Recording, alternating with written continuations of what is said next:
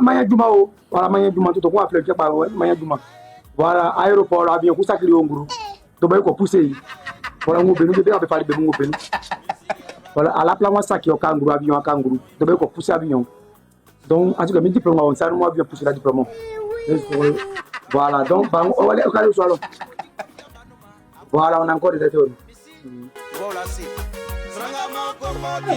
je me dis là où non depuis on marche il y a pas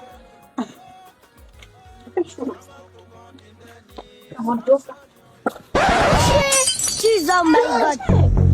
Apa ni? Halika, ay pa bang manyo? Aku ni. Semua dah. Ya. Boleh.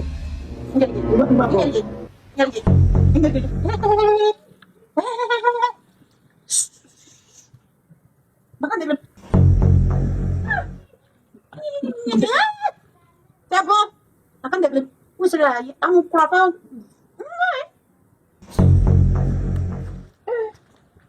Kurapa ni aswani orang kau joma.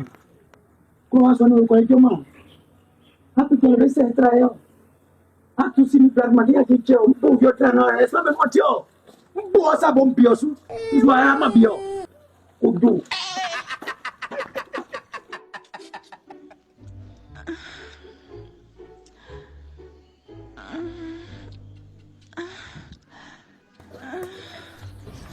Naga ayat menunggu berada.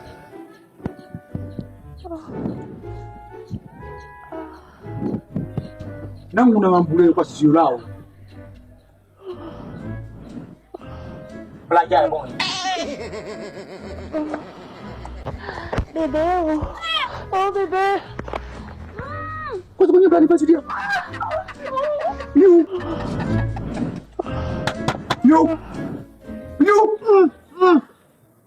Hey. You pasal dia. Nang una mambule yo. Siapa ni? Mbak. Apa sih? Yo. Apa trompanya ni musuh nak ubi engo? Tidak normal.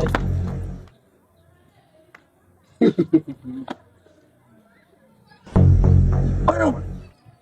Apa macam ni? Ayo play. Jesus. Jehovah, Jesus. Va. You. Moi chasu.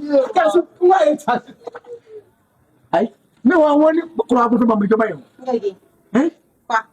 Não kurapa tu mampu coba yang. Saya nggak siap ni. Mas wah mau atak lah tu cakap ni.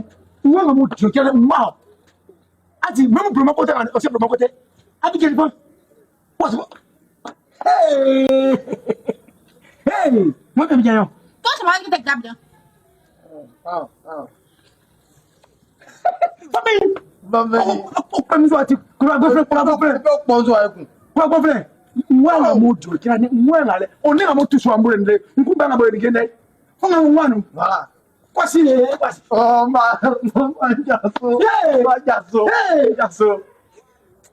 Jaso. On vient à Abidjan. fait Abidjan. Abidjan soit Abidjan foi un avion. O ma na ni mo aso atati ase. Mwana mun ngo kene. C'est ça mon enfant. Mwana mun ngo kene, mfiduma. Ni bomo ile. Abidjan. No.